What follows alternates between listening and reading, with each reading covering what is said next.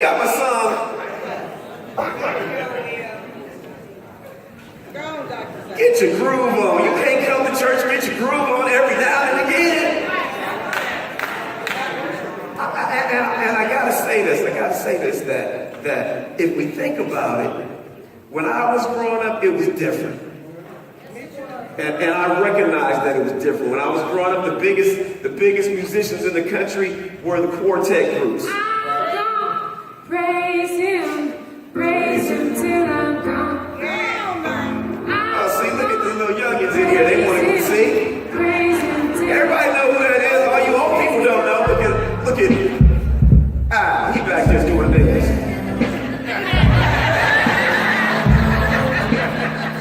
What happened? That's my favorite part of the song. Okay, cut. How many of you want to get your blessings on? Come on, DJ, hit me.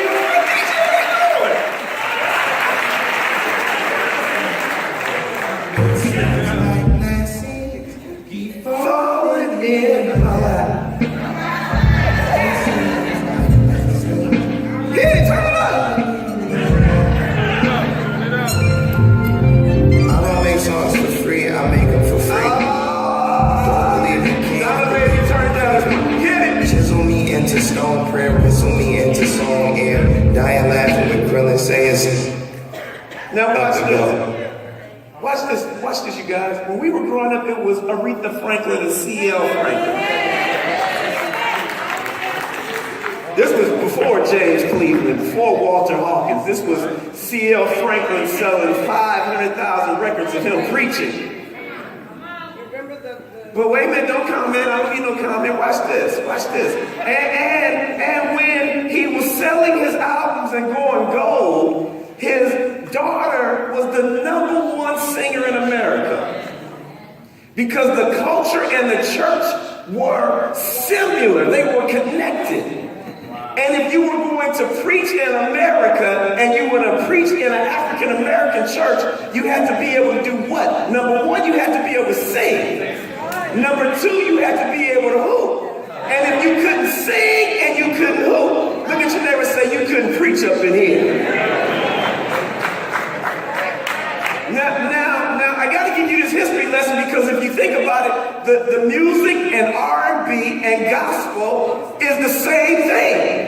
The only difference about R&B and gospel are the lyrics. Something happened though, you guys missed it and the church missed it, and that's why the church is empty. You want to know where they missed it at? In 1979, there was a rap song that came out called Rapper's Delight. Even the church missed this, Brother Bobby. The church missed this because first, the culture and the church are connected. So it's easy for the people to adapt when they come to church because it's almost the same thing. So in 1979, when rap music hit, the culture changed. And now here we are, almost 40 years later, and the church has not caught up.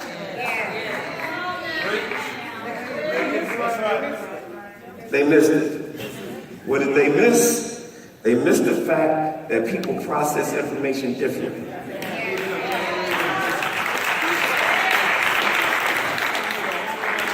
What are you saying, Pastor Zach? That where the music used to be melodic and it was beautiful and people could sing, you don't have to be able to sing no more. The young people tell you right now, all they want to do here is a funky beat. And if the beat is funky, guess what? They get in their groove. They don't care what they saying. The women don't care what they say. They dancing and they talking about them with all kind of misogynistic lyrics. They don't even care about what they saying. Hello, I can't get no amens up in here right now, huh? I pay attention to what's going on. And that's why the church, people are saying the church is not relevant. Church is relevant, the people ain't.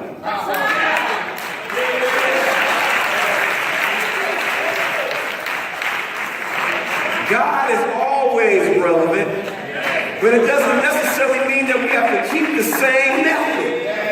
The change. Hello, can I get an amen up in here? They don't believe me. I just heard the Holy Spirit say they don't believe me. Some of the biggest actors in America now are ex-rappers. White and black.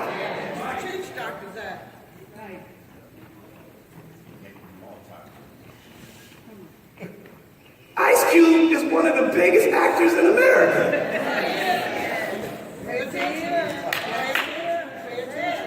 Ice Cube ain't never been a gangster. He grew up in the suburbs.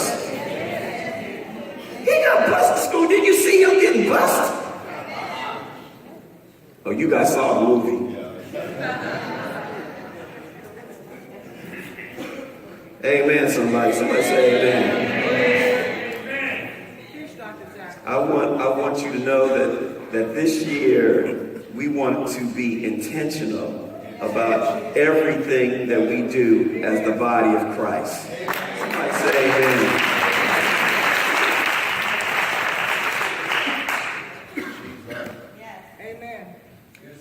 Intentional.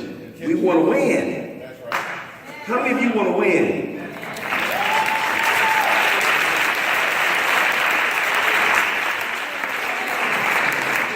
Just give me a few minutes in the book of Nehemiah. Go to Nehemiah 2. Give me a few minutes in the book of Nehemiah. We're going to leave. We're going to take up communion and we're going to be out of here. We're not going to be in church all day. Don't stay. Don't get here at 10 o'clock no more. Because if you get here at 10 o'clock, you'll be sitting up in here with all these empty chairs. Nehemiah 2, if you have found it, we ask that you stand on your feet for the reading of the word. Somebody say amen. Amen. I had to give my little rant this morning about the church and why the San Francisco Chronicle is talking about all the churches in West Oakland is empty.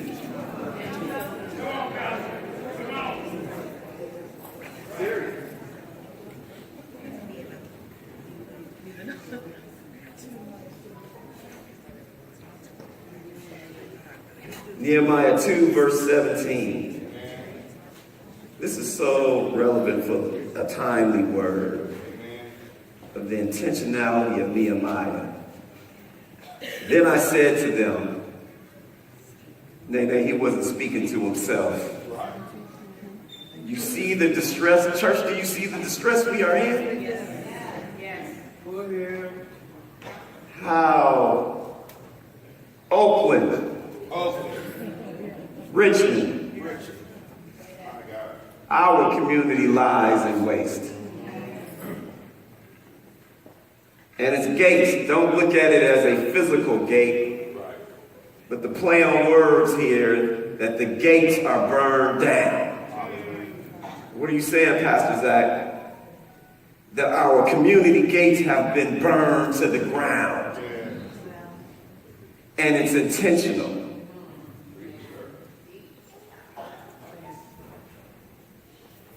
Come and somebody say it with me, let us build the walls of Oakland again.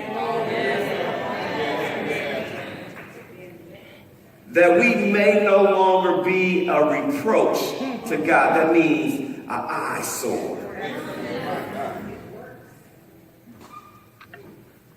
Listen to what verse 18 says. And he says, and I told them of the hand of my God, which had been good upon me. You guys already see God's hand is upon True Vine.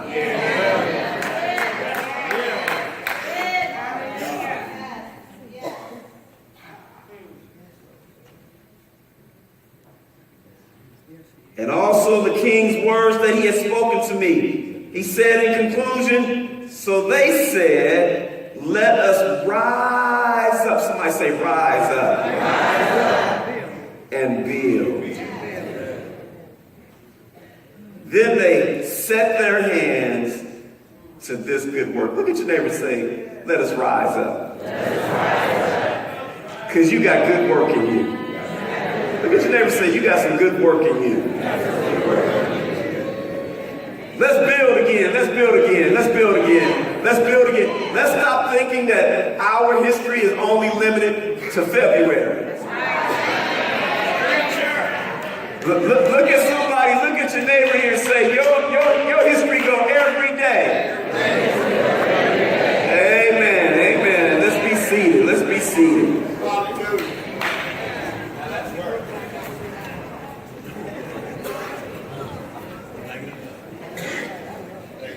Intentional. You know, there's a song out by this young guy talking about my God is intentional. That he does things on purpose. Yeah. That it's not an accident. It's deliberate. It's calculated. It's conscious. It's intended. It's planned. It's meant. It's studied. It's knowing. It's willful. It's purposeful. It's premeditated. It's pre-planned and preconceived. It's intentional. Ask yourself this morning, what are you intentional about? Are you intentional about your life? Because if you're not intentional about your life, you're not intentional about anything. Solomon said in the book of Ecclesiastes, he said that your life is nothing but a vapor. Think about that for a moment. A vapor is just here for a moment and gone in the same moment. How many of you know that if you're waiting for someone else to do something for you, you're going to be waiting a lifetime, and a lifetime is short.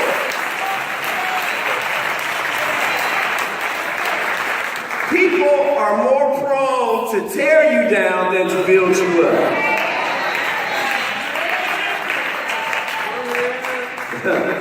I was in Tulare with Dr. Donna a couple weeks ago, and Donna is a celebrity.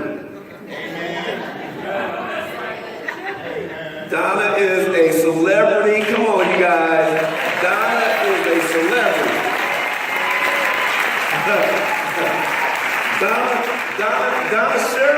Donna Cheryl, as they call her in Tulare, is a phenomenon.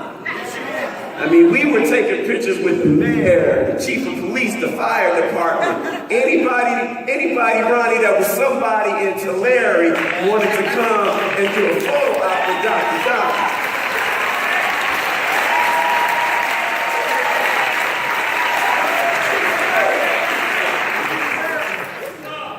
And when she was telling her story about Two Lights Tulare, Two Lights, they got more than 2 lights.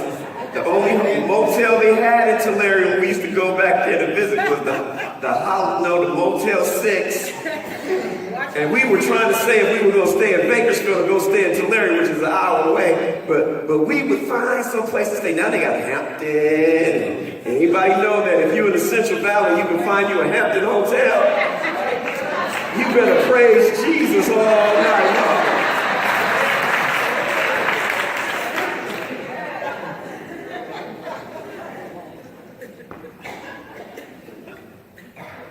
And while Donna was speaking, it all made sense. It makes sense why she's here in Oakland today. Her mother was intentional.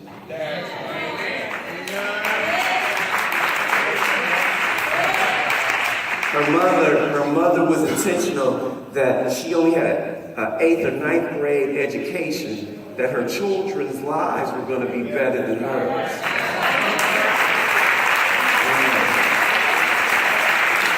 I need you guys to hear me.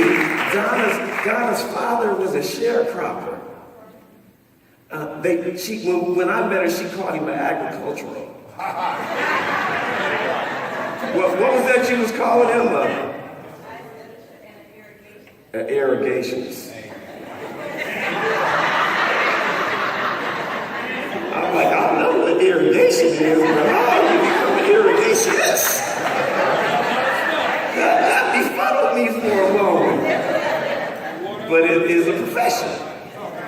That meant he spent from sun up to sundown on his knees and on his back, making sure that water got to the field. He had like a 6th or 7th grade education.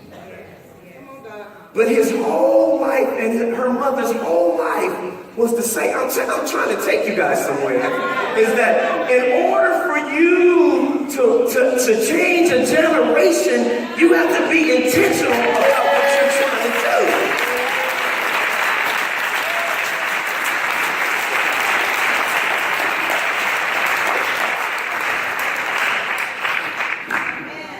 Not only was her mother intentional because her father died when she was really young, not only was her mother intentional about her getting an education, but they were in church all the time. Now let me say this to all of you people who are sitting in here who call yourselves church people. When I finally decided to get married, church people told me, why would you marry someone like her?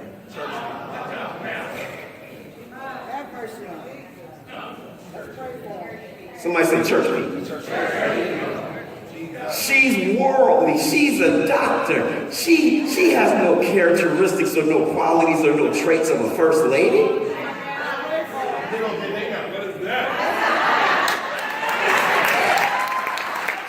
To the punchline, Seneca. Now you're praised all over the front of the church. Now you want to preach for me too. I ain't giving you a kiss, son. Lord Jesus.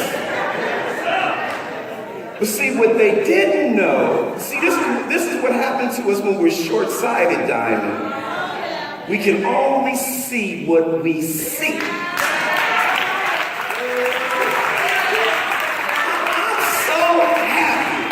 That God does not judge us by what other people see.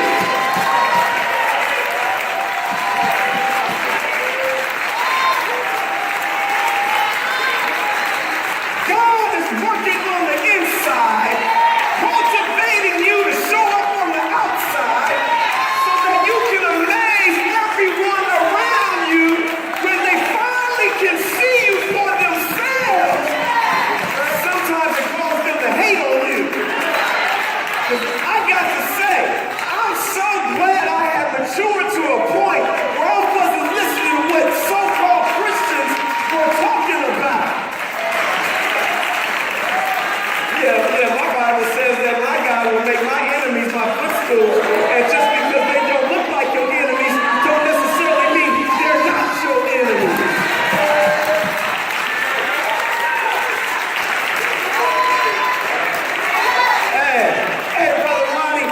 She was making her a doctor, she was making her a first lady at the same time.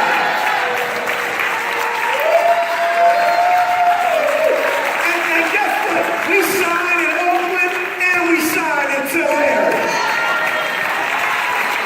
Give me some, Dr. Donna. Now sit down.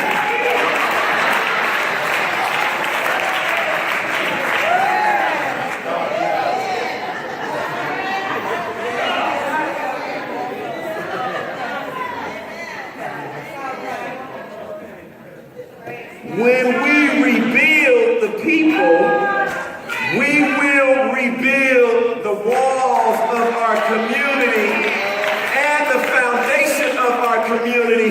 When we learn how to stop judging people on what we see with the naked eye. Hey, we gotta start looking at our children as diamonds, as gold, as silver, as bronze, as valuables, as gifts, as tools for the next generation.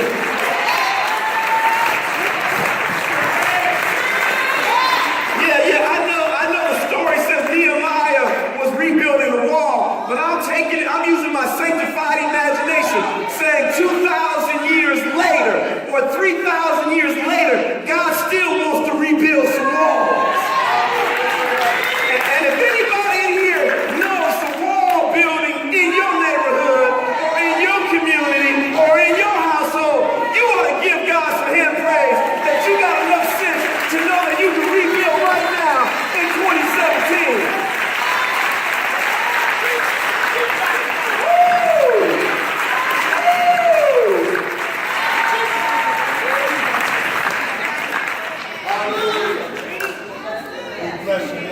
This the best part.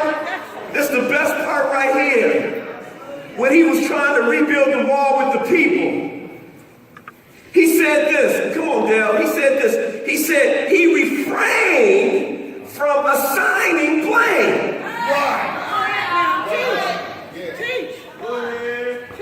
For the situation, he included himself for the problem. The problem in here, Sister Shonda, is that we don't want to include ourselves as being part of the problem while the walls are destroyed.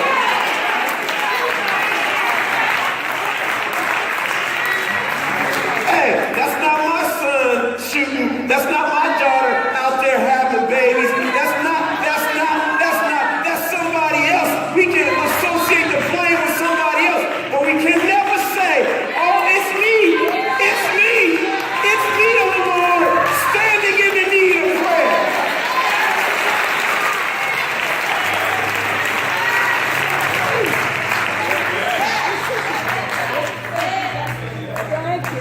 What you talking about, Pastor Zach? Yeah, the same mothers said, I gotta move so I can be safe and my children can be safe. Come on, laugh with me. No, you took the problem with you. Because you was in denial that it was you.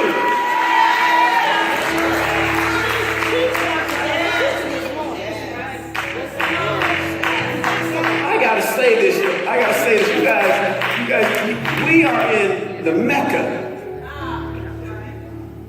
of California. West Oakland is the Mecca. McClimates High School is the Mecca. Dr. King's church might be the Mecca in Atlanta, but when you come to the West Coast, it's Oakland, California.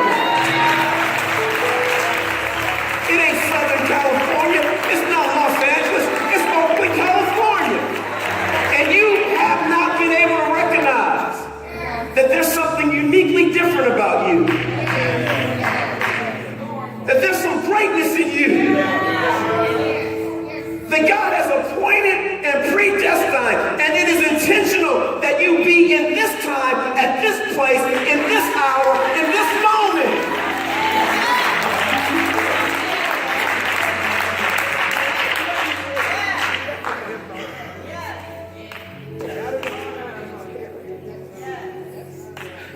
And we don't even take the time, Delilah, to recognize who we are. You guys got to start looking in the mirror and seeing something different. That everybody hates you. It's intentional. I was thinking about this. Marvin Gaye, one of the greatest musicians ever to live, never won a Grammy until he starts singing about sex.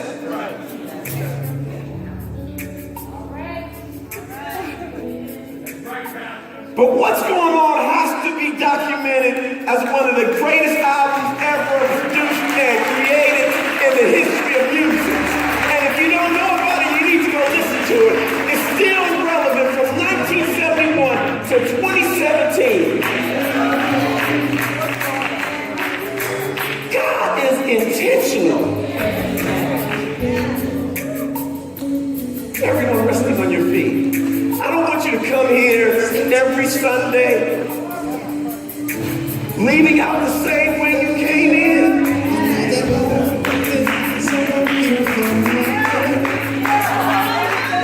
He's intentional.